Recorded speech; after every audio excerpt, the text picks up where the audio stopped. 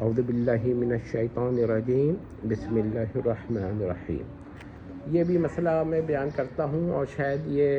آپ کو پسند آئے گا، اور وہ یہ مسئلہ ہے کہ دیکھیے بانس بریلوی حضرات کی دو قسم ہیں۔ ایک تو کہتی ہے کہ باری تعالیٰ جو ہے اہل الجنہ کو جہنم میں داخل کرنے پر قادر نہیں، یعنی کہ مومن صالح بلا معصیہ کو جہنم میں داخل کرنے پہ قادر نہیں، اور مومن کو دائماً جہنم میں داخل کرنے پہ قادر نہیں، اور کافر کو جنت میں داخل کرنے پہ قادر نہیں، نہ عارضی طور پر اور نہ دائمی طور پر۔ تو اب نوٹ کر لیجئے، لیکن کس پر کہتی ہے کہ ہاں اس پر بھی باری تعالیٰ قادر نہیں۔ لیکن جو محترم بانس بریلوی حضرت کے بانی نواب صاحب بانس بریلوی و نقی علی صاحب بانس بریلوی و رضا علی صاحب بانس بریلوی ہیں،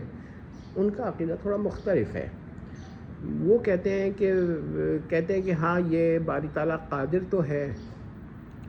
کہ مومن صالح بلا معصیہ کو جہنم میں ڈال دے یا دائمی طور پہ جہنم میں ڈال دے، اور کافر کو جنت میں عارضی یا دائمی طور پہ ڈال دے۔ باری تعالیٰ اس پر قادر تو ہے، مگر کس پر قادر نہیں۔ اب آپ کی بات سمجھ میں آ گئی، لیکن جو کس پر قادر نہیں مانتے تو اس کے لیے مختلف دلائل دیے ہیں۔ ان میں سے دو دلیلیں معقولی اور محترم نواب صاحب میں مشترک ہے۔ پہلی دلیل تو یہ ہے کہ یہ جو کیا کہتے ہیں وہ السبیل تنزل ہے، کیونکہ ان کا اصل مذہب یہ ہے کہ الکلام اللفظی بھی قدیم ہے، لیکن السبیل تنزل یہ الکلام اللفظی کے کذب کو کیا کہتے ہیں، یعنی کہ الکلام اللفظی الخبری کے کذب کو یہ محال عقلی سے اور غیر مقدور ثابت کرنے کے لیے یہ کہتے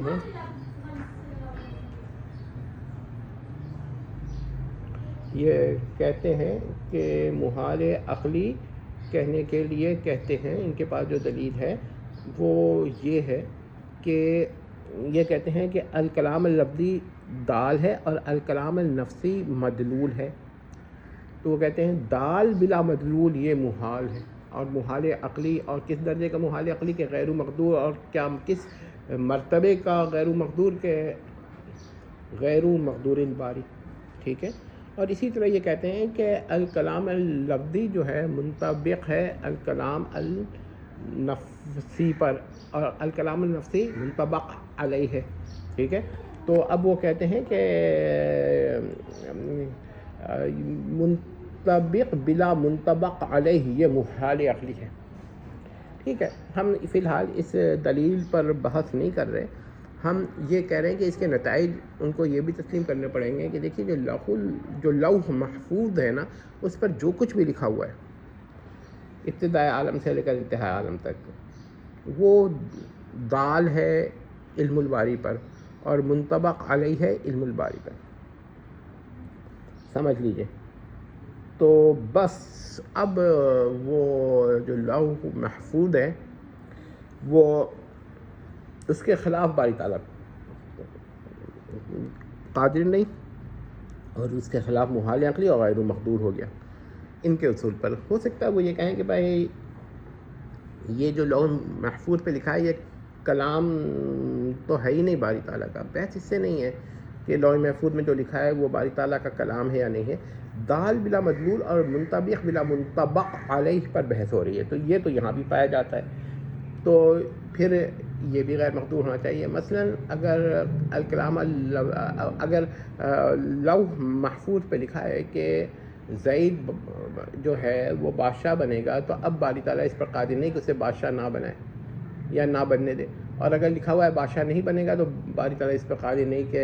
بادشاہ بنا دے۔ تو دیکھیے کہ ان کے عقائد باری تعالیٰ کی قدرت کو کس حد تک محدود کرتے ہیں،